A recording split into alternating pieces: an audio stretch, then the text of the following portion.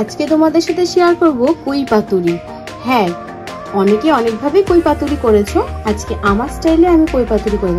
একবার রান্না করে দেখো, আশা করি তোমাদের সকলের ভালো লাগবে।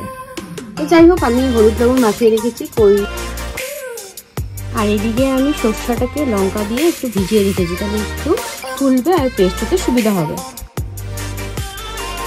আর আমার এই কটি উপকরণ লাগবে: দুটো পেঁয়াজ, অল্প রসুন আর একটু আদা।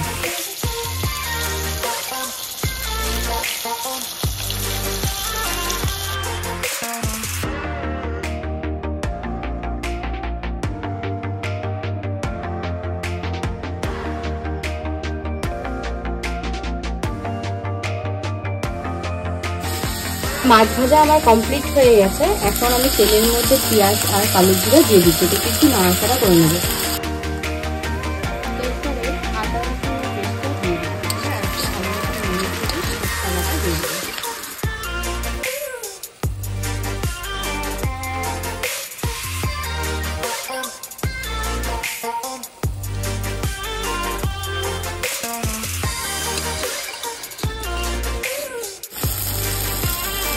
মশলাটা আমার ভাজা ভাজা হয়ে গেছে, তেল ছেড়ে আসছে। এখন আমি মশলার জলটা যে ছিল মশলাটা, ওই জলটা দিয়ে দিলাম।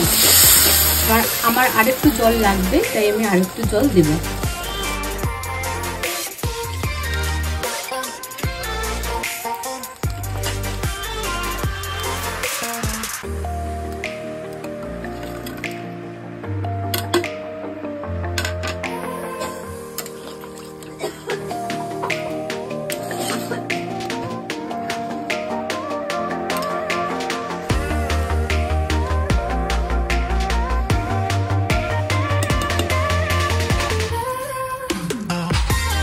কই পাতুরি কিন্তু আমার রেডি। লাস্টে এরপর সরষার তেল কাঁচা দিয়ে দিলে সরষার মধ্যে, তাহলে কিন্তু আরো টেস্টটা দ্বিগুণ হয়ে যায়।